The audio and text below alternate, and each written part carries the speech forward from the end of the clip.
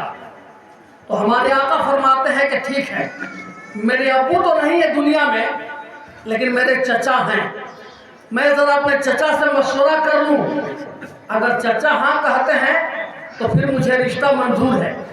क्या पता चला मेरे आका की उम्र 25 साल थी, चाहते तो हाँ कहते, चाहते तो ना कह देते, लेकिन मेरे आका ने ये कहा कि चचा से मशवरा कर लूँ।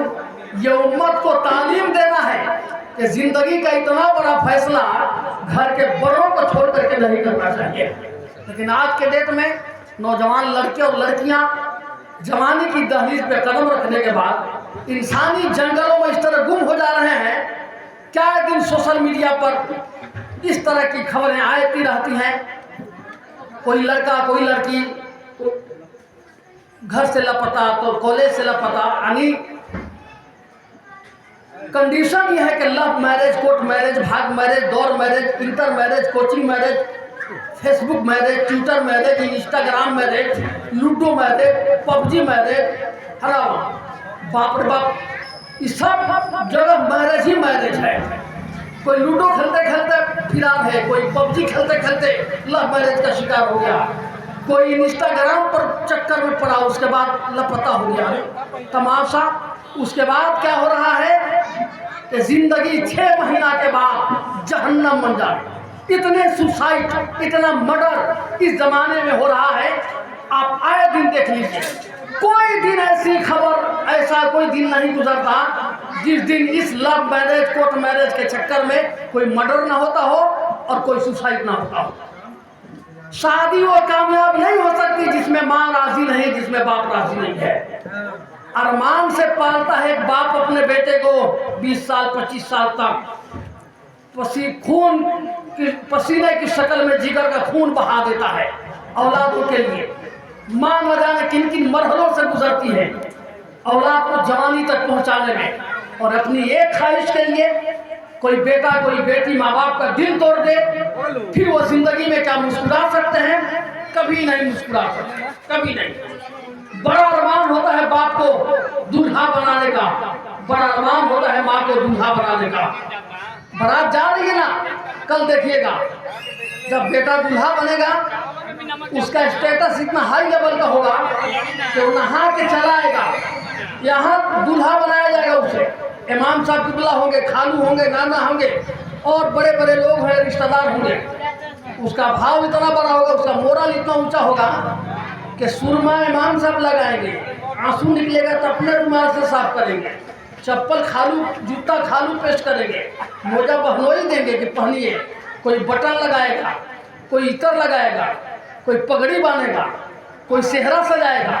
और ये सब मंजर देखने के बाद सबसे ज्यादा किसी का चेहरा चमकता है तो बाप का चेहरा होता है। उस वक्त देखिए बाप का चेहरा, खुशी में कितने उसके चेहरे पे चमक होती है कि आज मेरा लाडला दूल्हा बन रहा है, आज मेरी निगाहों के सामने मेरा बेटा दूल्हा बन रहा है। सबसे ज्यादा खुशी बाप को होती है उस वक्त। और माँ जो पर्दे के ओर से देखती है कि बेटा दूल्हा बना है तो ममता के आंसू तक गिर जाते हैं खुशी के मारे कि जिस दिन के लिए अपने लाल को दूध की शक्ल में जिगर का खून पिला के जवान किया था, आज मेरा बेटा दूल्हा बना है, सबसे अच्छा लग रहा है। खुशी कितनी होती है माँ को बेटे के दूल्हा देखकर। साहब अब कोई बेटा माँ से ये छीन ले, बाप से ये हक छीन ले, क्या मुस्कुराएगा? यही कंडीशन लड़की वाले के घर भी होती है। बहुत तमन्ना होती है माँ बाप को कि बेटी को दुल्हन बनाकर भेजूंगा मैं। अगर वो बेटी गलत कदम उठाकर लव मैरिज का शिकार हो जाए, घर से रिश्ता तोड़ ले, तो उसी दिन बाप मर जाता है। जिस दिन बेटी गलत कदम उठाती है या बेटा गलत कदम उठाता है, बाप मर जाता है उसी दिन। लाश बन करके दुनिया में जीता है वो, कुछ उसके पास नहीं रहता, जीने का सुकून नहीं रहता, मजा नहीं रहता। इसलिए जो औलाद इस तरह की हरकत करती है, माँ बाप की मर्जी के खिलाफ शादी, घरों से भागकर, वो याद रखे कि पूरी जिंदगी में तुम कभी चैन से नहीं रह सकते। अगर तेरी वजह से माँ बेचैन हो गई, तेरी वजह से बाप बेचैन हो गया। शादी वही कामयाब होगी जिसमें माँ बाप की मर्जी शामिल होती है। ये और बात है कि माँ बाप को भी चाहिए कि औलाद की भी मर्जी थोड़ा हासिल कर ले, घर में एक तनाव न पैदा हो। जहाँ रिश्ता होने जा रहा बेटी का रिश्ता होने जाए तो बेटी से पूछ ले कि बेटी तेरा रिश्ता इस लड़के से करने जा रहा हूँ, लड़का ये करता है, कंडीशन ये है, कमाता इतना है, घर का माहौल ये है, एजुकेशन ये है, तेरी क्या राय है? बेटा की शादी हो तो बेटा को भी शेयर करना चाहिए कि बेटा बोल इस लड़की से तेरी शादी होने जा रही है, क्या कंडीशन है, लड़की ऐसी है, पढ़ी लिखी है, घरेलू माहौल ऐसे है, बैकग्राउंड ये है, ये इतनी तालीम है उसके पास, ताकि इन्हें भी इत्मीनान हो जाए, बेटी को भी इत्मीनान हो जाए ये मेरा बाप मुझे इग्नोर नहीं कर रहा, बेटे को पता चल कि मेरा बाप मुझे इग्नोर नहीं कर रहा। इस तरह का माहौल बनाने से घर का माहौल जन्नत ज़ार बनेगा।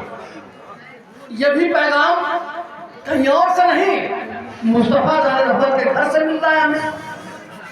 जब हजरत सिद्दीक़ अकबर ने कहा कि अली जाइए सरकार बैठे हैं, फातिमा का हाथ मांग लीजिए, नबी की बेटी से रिश्ता की बात कीजिए, कहा हिम्मत नहीं हो रही है, कहा जाइए ना सरकार बैठे हैं। हजरत अली रज़ियल्लाहु ताला अन्हु तशरीफ ले गए, बैठ गए। अब दिल की बात दिल में है, कह नहीं पा रहे हैं आका से। इसी दरमियान मेरे आका सल्लल्लाहु अलैहि वसल्लम ने फरमाया अली शादी क्यों नहीं कर लेते? अब तो दिल की बात सरकार की जबान पे, अब मोहब्बत में आंसू निकल गए ना। कहा या रसूल अल्लाह इस दुनिया में आपके सिवा अली का कोई नहीं है, आपके सिवा है, फिर मुझसे कौन रिश्ता करे? अली के पास है क्या? और आपके अलावा तो मेरा कोई है नहीं दुनिया में, तो इस शादी के बारे में सोचे कौन? और मैं समझता हूँ कि मुझसे कौन शादी करे, मेरे पास है क्या? मेरे आका ने कहा कि अली अगर तुम कहो तो अपनी बेटी फातिमा से तेरा निकाह कर दूं। अब तो दिल की बात इनके दिल में तो यही थी। अब सरकार सल्लल्लाहु अलैहि वसल्लम की ज़बान से सुनने के बाद फिर अली रज़ियल्लाहु ताला अन्हु की आंखें नमनाक हो गई, मुसर्रत से सर झुका हुआ है, इशारा था कि या रसूलल्लाह जैसा आपका फैसला।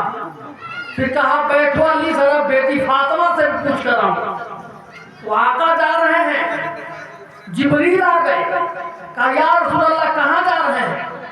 ये रिश्ता तो अल्लाह को मंजूर है कि अली और फातिमा का रिश्ता हो जाए, आप क्यों जा रहे हैं? तो मेरे आका फरमाते हैं जिब्रील मुझे भी पता है कि मेरे मौला को यह रिश्ता पसंद है कि अली और फातिमा का निकाह हो जाए, लेकिन मैं इसलिए जा रहा हूँ ताकि मेरी उम्मत को तालीम मिल जाए कि शादी से पहले अपनी बेटी से भी पूछ लिया जाए ताकि उसका हौसला न टूटे, वो समझे कि मेरा भी ख्याल इस घर में मुकम्मल तौर पे किया जाता है। सरकार तशरीफ ले जाते हैं, सैयदा खातून जन्नत शहजादी कौनैन रोटी बना रही थी। कहा बेटी फातिमा जरा इधर आना। कहा बाबा आपके लिए रोटी बना रही हूँ। कहा बेटी रोटी बाद में बनेगी, पहले जरा दरवाजे तुझसे ज़रूरी बात करनी है। जब आती है तो मेरे आका ने कहा अली आया है रिश्ते के लिए, तुमसे निकाह का इरादा रखता है। बेटी फातिमा तेरा क्या इरादा है? अब आंखों में आंसू आ गए, माँ की याद आ गई, लेकिन शहजादी कौनैन सैयदा खातून जन्नत की अम्मी जान नहीं है। हम मुसलमानों की माँ हज़रत खदीजा रज़ियल्लाहु ताला अन्हा का इंतकाल हो चुका था। अब यकीन जानिए अगर कोई बेटी विदा होने वाली हो, उसके सामने माँ न हो तो उस बेटी पे क्या गुजरता है। और मुस्तफ़ा जान रहमत सल्लल्लाहु अलैहि वसल्लम की शहजादी है और माँ नहीं है, और माँ की याद आ गई तो कहती है अब्बा जान